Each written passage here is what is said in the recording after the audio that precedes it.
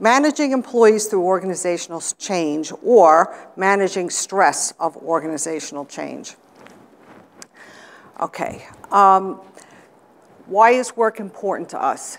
It occupies a big place in our lives. It gives us a livelihood. It tends to define who we are. And although we complain about work, or we might be ambivalent about it, most people would continue to work. And then there's this thing called a psychological contract. And what that is it's not something that anybody ever signs, but it is an unwritten agreement between an employer and an employee that kind of defines the nature of the relationship, that in exchange for loyalty on the part of the employee, giving a fair day's work for a fair day's pay, opportunities for advancement, and fairness in the organization, the employee will give that, and in exchange, the employer will provide a fair salary, a safe working environment, a benefit program, and fair supervision and fair policies, et cetera. So that's the psychological contract.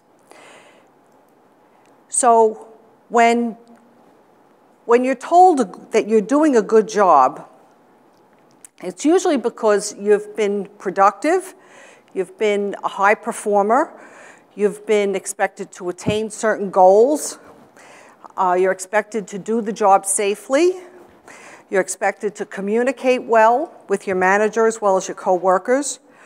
Part of doing a good job is planning ahead and staying within a certain budget, strategizing for the future, and being what's called a good organizational citizen. So I'm going to define organizational citizenship. Well, one way that we see organizational citizenship, hold on, like when we do United Way, the people who participate in United Way, organizing things, contributing towards baskets, doing the raffles, contributing blood during the blood drive, frequenting the bake sales, which are not terribly difficult to do. These are good organizational citizens. You're also a good organizational citizen when you help your coworkers, when you agree to take on an additional project. You know, the term that we tend to hear more now is somebody who's a team player. But organizational citizenship is highly prized within a work organization because it contributes to an overall positive work climate. So some national debates on the workplace. How serious is the issue of stress in the workplace? Can workplace stress affect the rest of your life? Is stress a legitimate disease? Can it be considered an occupational hazard? How can stress be reduced at work? And is stress caused by people or systems? So I'll be addressing some of these questions here during this talk. What we do know is that there are different levels of stress. And at the most simple level, employees are told, or really anybody who's experiencing stress, it could even be stress within a family or at home, you would want to try to remove the source of the stress. For instance, if you have, let's say, contact with somebody who frequently causes arguments, you might try to just eliminate that person from your life as much as possible. So level one is removal. Level two is trying to do positive things to help you relax and cope. Now, that might be meditation, yoga, other forms of exercise, eliminating tobacco, going on a diet, improving your sleep patterns, things along this line. However, for many people, when they're stressed, what they do is gravitate to all the bad habits. They smoke more, they drink more, they play on the computer more, they eat more, because it's a way that they cope. So when we encourage people to use the different stress management programs that we have here at Brookhaven Lab, it's designed to try to work against people's natural tendencies towards eating more, smoking more, becoming a couch potato, things like that. Now, at the third level of stress, that's when, you know, if you come to me, I might see the word emergency written across your forehead. That's when you're feeling all the physical signs of stress. You might be shaking, your hands might be sweaty, your thoughts might be racing, you're not sleeping. All you're really doing is thinking about the stressor or feeling as though different parts of your life are starting to crumble around as a result of that stress. So for that kind of condition, what we do is we tell you need some rest. I encourage you usually to go to the doctor and see if the doctor, if you're not sleeping well, I would encourage you to talk to your doctor about what he would suggest to help you to sleep a little bit better. The doctor would also take your blood pressure. If you come through the clinic, I will usually have you get seen by one of the nurses who will take your blood pressure. And if your blood pressure is so outrageously high that you're a danger to yourself, we send you home sick. So with the recommendation to go right to your family doctor. Prolonged stress, of course, is much more dangerous than an acute stress episode. You might have an acute stress episode, I don't know, maybe you didn't get a good night's sleep one night and you came in and they were piling the work on top of you and you started to feel a little anxious or panicky and you said, I need to go for a walk. And by going for a walk, you calmed yourself down and you reestablished your priorities and you felt better. But if you've been feeling stressed for a long period where your ability to cope has gradually been worn down, you might be a candidate for this chronic stress reaction. So stress, yes, can be reduced at work. Stress, yes, is a legitimate disease. And yes, it can affect the rest of your life. And then you can get the condition called work-life imbalance, where all you're kind of doing is thinking about work even when you're not working. You're checking your email constantly, you're rehearsing what went on while you're driving home, you're thinking about the end of the day, exposing yourself to a possible auto accident because by the time you get to your destination, you don't necessarily know how you got there. So stress can be very dangerous, and accumulated stress can bring on other health conditions along with precipitating all of those bad habits that I talked about.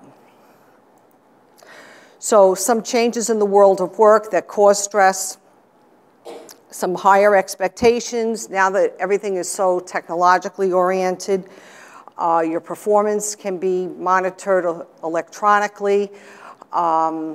People who are in occupations, maybe not necessarily here at the lab, but people who are in occupations where they have to answer a certain number of phone calls if they're on a customer service board.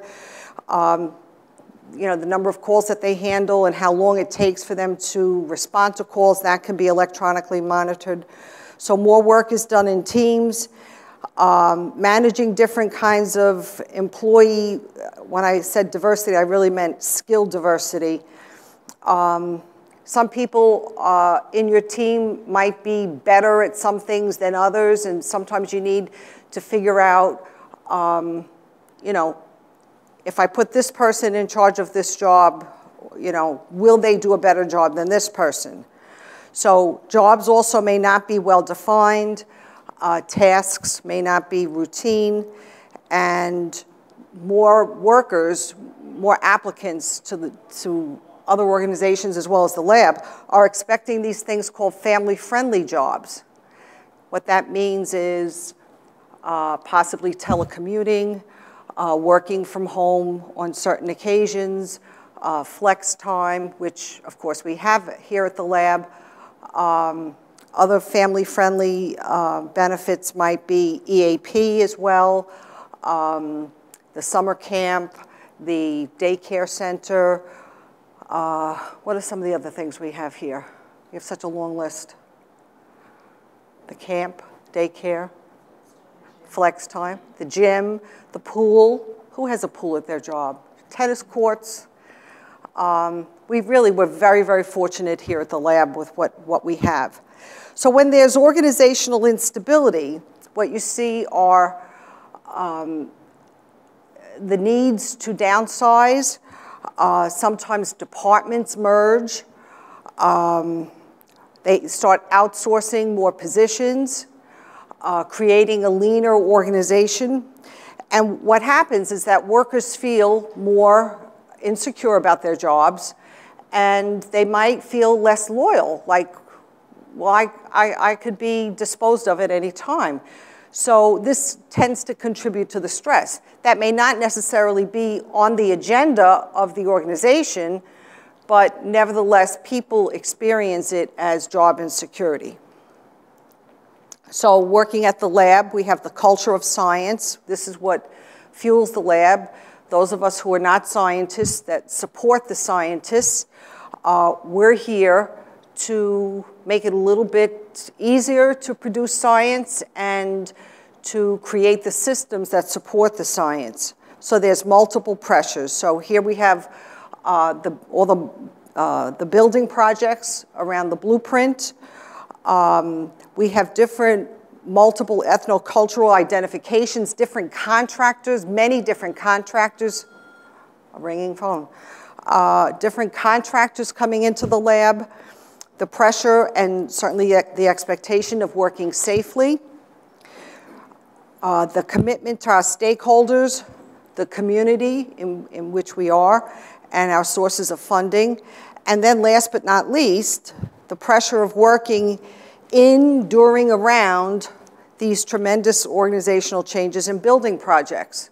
So if you always have been taking a particular road, one day you turn down that same road and you find out that road is closed because they're putting up a new building there, or that's becoming an area of new construction.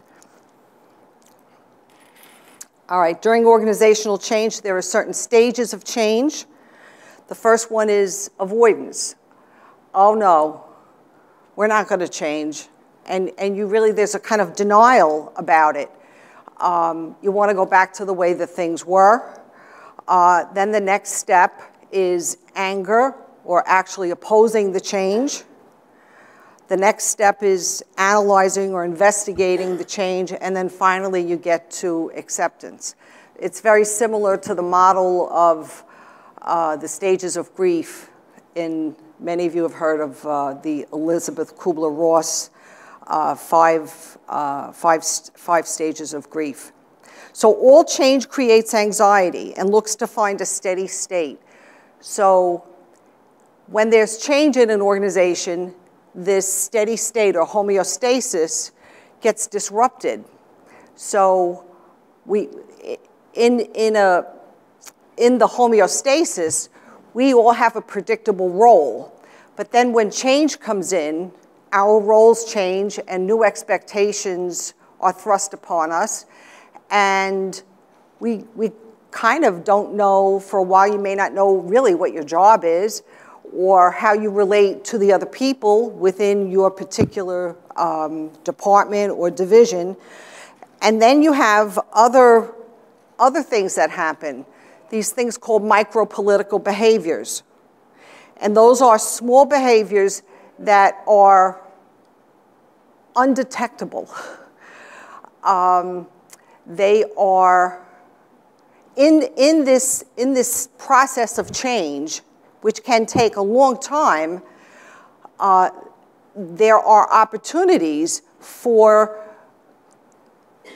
different organizations and different divisions to possibly change their role and change their level of influence. So you start to see micro-political behaviors develop as people tend to utilize the opportunity to change to advance a department or a division. And I'm not taking this from Brookhaven Lab. I'm taking this is theoretical from organizational psychology, and it happens in all organizations where there's change. So as a result of these micro-political behaviors, there will be winners and losers with resulting changes in status, power, and authority. And a losing organization may be related to bad alliances or resistance to change or lack of sophistication about the change process. So stress and worker well-being during these organizational changes, there would be changes in reporting relationships and the lines of business. The people that you're friendly with will change. The people that you do business with on a daily basis will change. There'll be different expectations, role demands, and we talked about the psychological contract. Some people will say, well, this isn't the job I signed up for. What happened to my old job? I don't know if I like this job anymore. So the fears of job insecurity may persist. And again, this is in the process, in the trajectory from the beginning, where you have avoidance and denial of the change, with the endpoint at acceptance of the change. You experience all of these things, the fears, the anxieties, the feeling of betrayal, possible poor planning or poor communication of change efforts, and then some people complain there's just absolutely too much change at once. I really want to go back to the way that it was. So what's a stressor? So physical or psychological demands to which an individual responds. Physical stressors might be excessive noise, temperatures, or exposure to light. Now, I personally am very, very sensitive to heat stressors. You'll notice that we have the air conditioner running because I cannot it's stressful to give a talk, but I'm much better giving a talk where I'm standing on my feet if I'm kept cool. So I usually put the air conditioner on. And the other thing is, it's kind of hot up here. There's heat coming up here from all this electronic stuff. So the psychological stressors might be interpersonal conflicts, either between individuals or between departments, excessive demands, again, not knowing what your role is, and then obviously telephone, email. And then Freud talked about this other thing, and again, I'm not very Freudian. I'm much more kind of cognitive, behaviorally oriented, but there were a lot of good things in Freud's theories, one of which was something he called group contagion.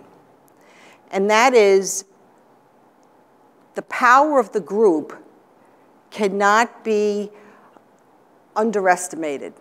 So let's say there's something going on in your department, some small change going on, or maybe some person has a new role, and people start to talk.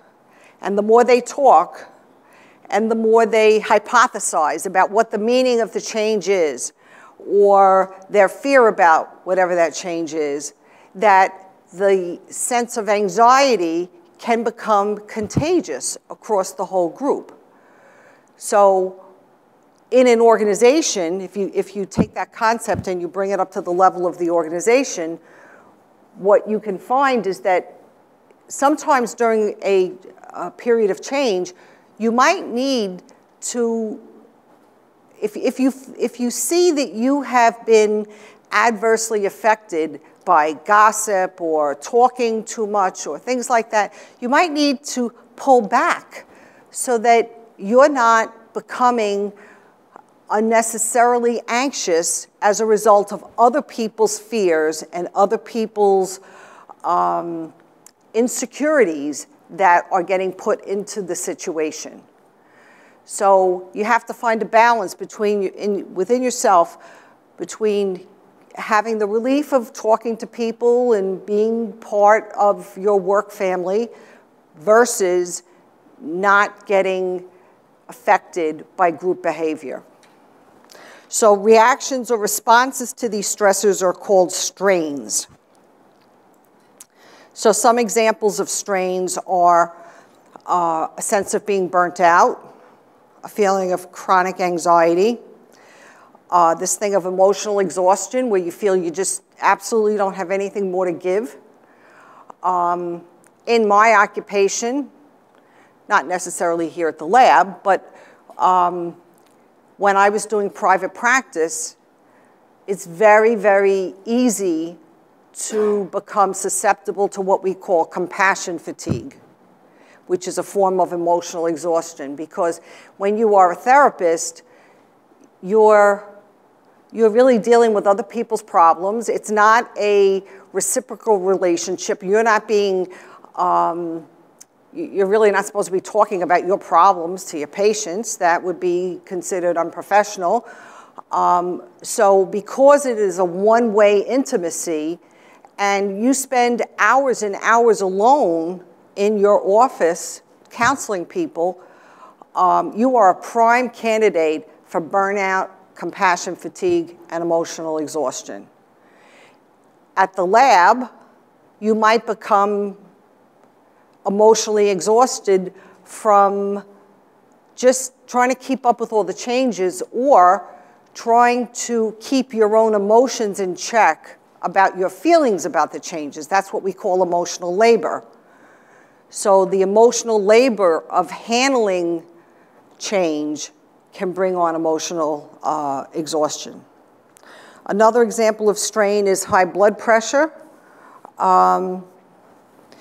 If the stress is getting to you and you notice that you're having a lot of headaches and heart palpitations and sweaty palms, see your doctor because maybe your blood pressure is going up.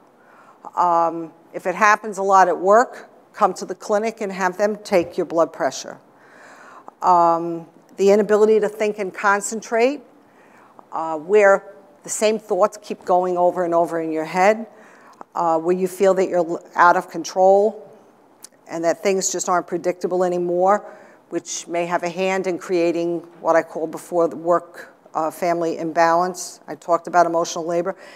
There's something on here that I didn't, there's something not on here that I should have put on here, and that is psychological detachment. That is so important to do at the end of the day. When you leave work, you're not supposed to be mulling over all the things that happened, whether it's, I talked before about on your way home while you're driving, because you can get into an accident or arrive home and not know how you got there.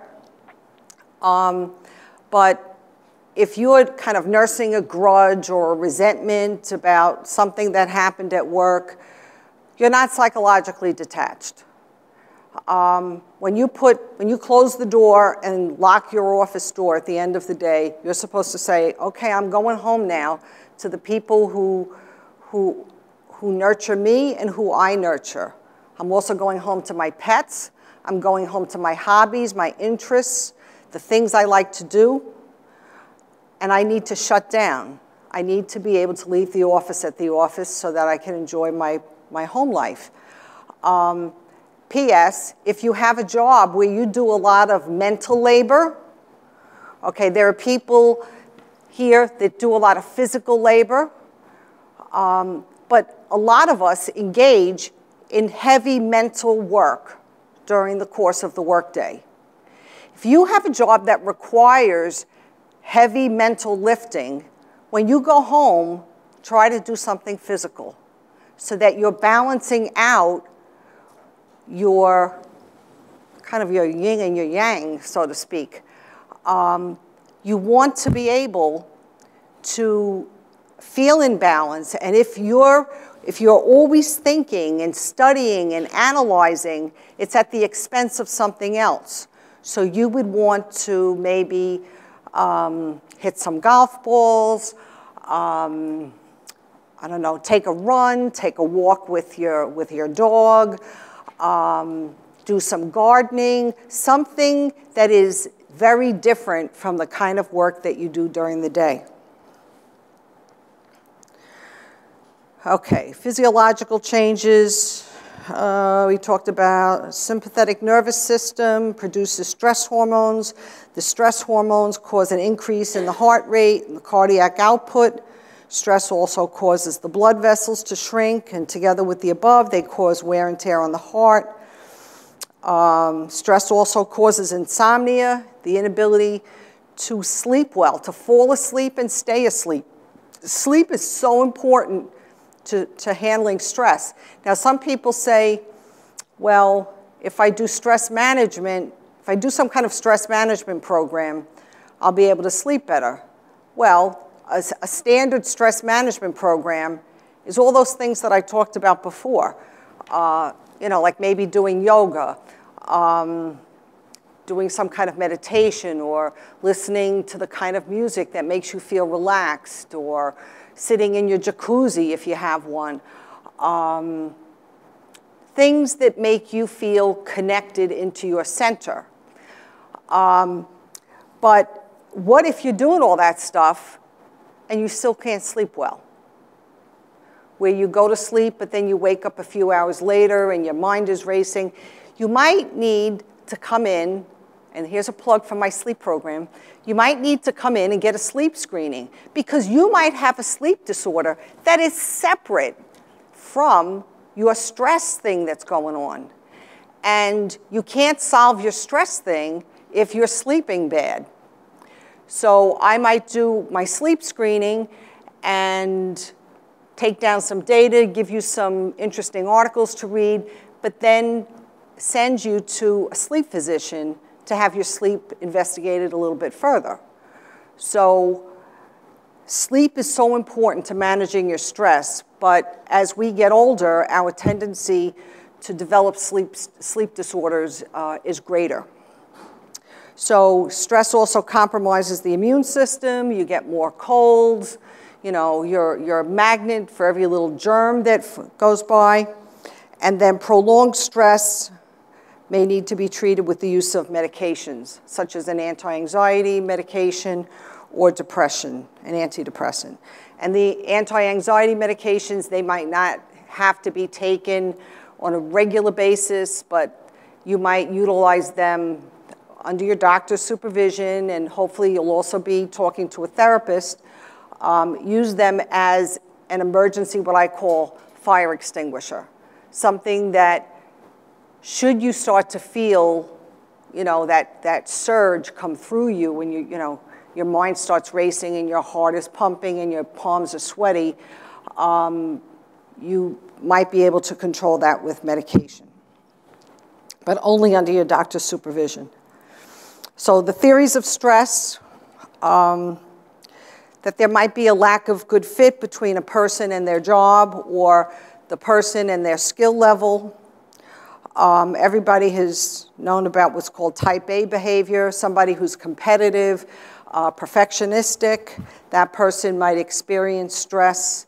That person might thrive on stress, but also be a candidate for stress because they seem to, you know, the bar, they raise the bar for themselves. You know, they operate at a higher level because they enjoy that. So people who are high achievers may experience impatience and irritability. If you're not that type of person, you might say, well, the way you handle stress, you know, your boss or your coworker or even your spouse, the way that you handle stress is causing me stress. So if the person that's close to you handles stress by, you know, blowing their top, and they feel that that's therapeutic, that they're letting off steam, you know, that may provoke stress in you because, you know, maybe that's not your style. So everybody handles it a little bit differently. So here's an interesting thing. So we've heard about different things called emotional resilience. Emotional resilience we try to teach to children so that they can handle schoolyard bullying, or they can handle the stress of getting a less than perfect grade, so that they can become psychologically healthy individuals. Emotional resilience, that they can bounce back from stress. Well, psychologically hardy adults. A psychologically hardy adult is somebody who handles stress really well, who doesn't deny their feelings, has a place inside themselves that they can put stress. They have a way of kind of distancing themselves from stress, or saying, well, we just need to roll with it. We just need to get over ourselves, for instance. So psychological hardiness is a really, really good quality to develop. Okay, we talked about this in the beginning. The stressor-related, the attempts to reduce the number and/or intensity of episodes, remove the stressor, find ways to relax and feel more fulfilled. The prevention model modifies the person's responses to stressor by changing their underlying assumptions via cognitive behavioral restructuring. What that means is that's a kind of therapy where you take the precipitating event and you record your thoughts, your feelings, and your responses to the event, and then you work with trying to develop more flexible ways of thinking about the event, so that people who can't do this, no matter what the event is, they keep having the same reaction because they never bother to challenge their thoughts or the assumptions or the perceptions that they have about the precipitating events in their lives. This cognitive behavioral therapy is really one of the most interesting therapies to come along in a long time. And the managed care companies love the therapists who do it because it's considered very effective. And then the symptom-directed targets to immediately reduce the damaging effects of stress, such as, we send you to the doctor, we tell you to, get some more rest and possibly use medication. Okay, summary, workplace stress can be episodic, chronic stress is more common, much more damaging. Shift workers, the research shows that shift workers have the highest level of work stress. And in their personal lives, they have the highest divorce rate. They have the poorest marital satisfaction, the highest level of substance abuse, and the poorest overall health. Why do you think that is? Excuse me? I can't hear you.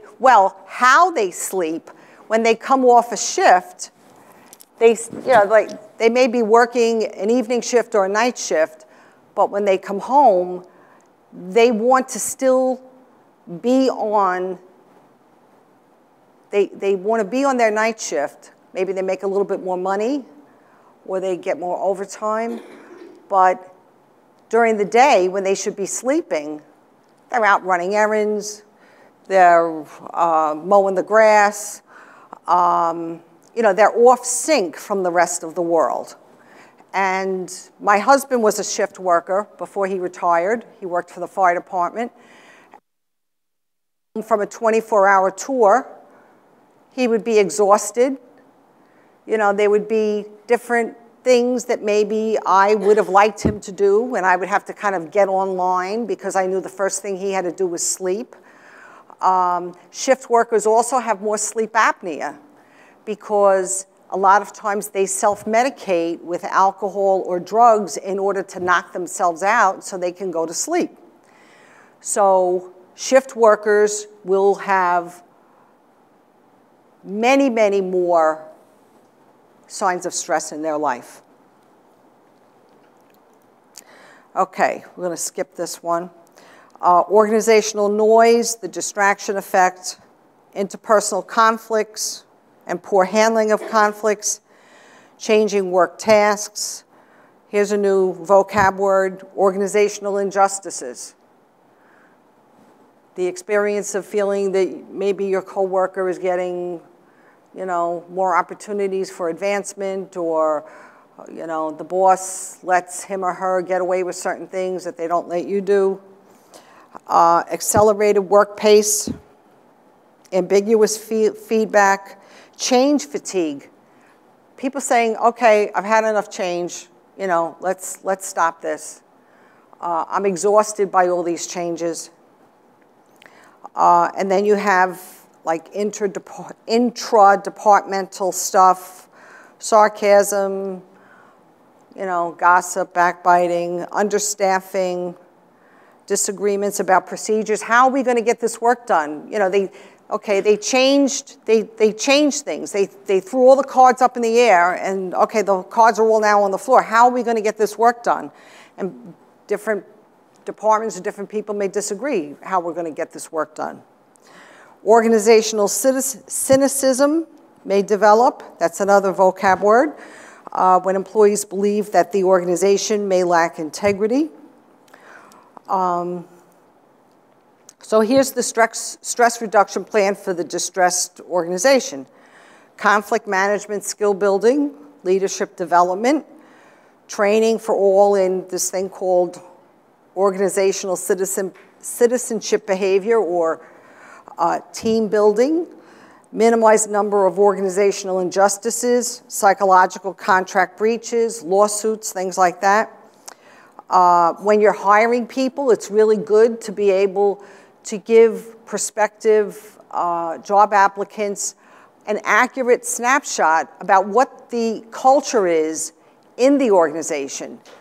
Here at the lab, the culture of the organization is, scientific, investigative, thinkish, cutting edge science, things like that.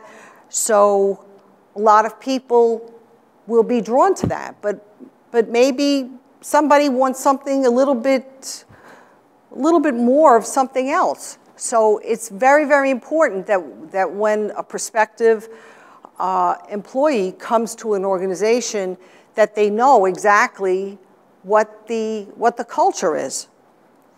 Some organizations have mentoring programs, and then validation for positive peer role models. The people who are really good at emulating good leadership skills and good organizational citizenship behavior, and they know how to get things done within the organization. Okay, we're going to skip this one more. Personality traits of good supervisors and managers. Somebody who has emotional resiliency. They're a good problem solver. They're good at people skills. They have a sense of direction and a positive mission.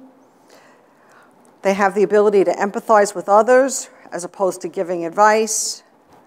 They know the policies. They know the procedures. They have a good sense of humor. They have a realistic appraisal of the work environment. They do this thing called adaptive distancing. I spoke about that before. That's where the person kind of knows that if they're kind of on top of the problem mentally, maybe they can't see it, but they have a way of kind of being able to pull back so that they can see things a little bit clearer. They have strong interpersonal relationships, and they're good role models for work-life balance. And then we talked before about handling stress better. So for individuals here at the lab, we have physical therapy. We have all kinds of personal wellness stuff that Michael Thorne does, smoking cessation, stress management, nutrition, courses run by the training department in communication. There's EAP, things that I do. Anybody here is eligible for EAP, either through my office or by visiting one of the Magellan providers on the outside. We do ergonomic reviews. If your back is hurting you, maybe the problem is a bad chair. It might be as simple as that. Or it might be the relationship between how you're sitting and where your desk begins and where your keyboard is. So you would want to bring in Nicole Bernholk and have her do an ergonomic assessment. Gary Welch does different trainings and videos on back safety. We have all kinds of weight reduction things going on here. The big one is Learn. Conflict resolution mechanisms. We have a number of those here at the lab. Screenings for health risk through the clinic. EAP, preventative stress management, leadership training, etc. And last but not least, this is all the stuff about EAP. So here at the lab, you have multiple ways to access EAP. You can either go on our website, look at all of our stuff there, and then choose which way if you needed to access EAP, how you would do that. So you have an internal program and you also have an external program. The external program is through Magellan Behavioral Health, and you will be entitled to 5 visits on the outside. You and as well as every member of your household are entitled to those 5 visits. You also get free legal consults, financial consults. We just came out with a free AARP membership. All kinds of, their website is a wealth of information. If you have elderly parents and you want to get an aid in to help your elderly parent, you can find that on that website. They have all kinds of home care agencies, assisted living, you name it. So, self-screenings for depression, stress, alcohol, etc. You can even make your own will through that website. And if you need the link to find out how to do it, you call me and I'll walk you through it. So all help is confidential, except where there are duty to warn situations of imminent loss of life or in cases of child abuse or neglect. I want to thank you all for coming. If you would like me to send you a copy of the PowerPoint, please make sure that you signed in, and I will send you the PowerPoint this afternoon. You're also welcome to help yourself to an inspirational rock in the back, which are very wildly popular stress relievers. People have collected them from various trainings that they've come to. So I want to thank you all for coming, and take that flyer, by the way, the lavender colored flyer, because we're also adding some webinars for people who are too busy to get out of the office or too shy to come to something like this. So you can attend a webinar from the privacy of your office. So thank you, and have a good afternoon.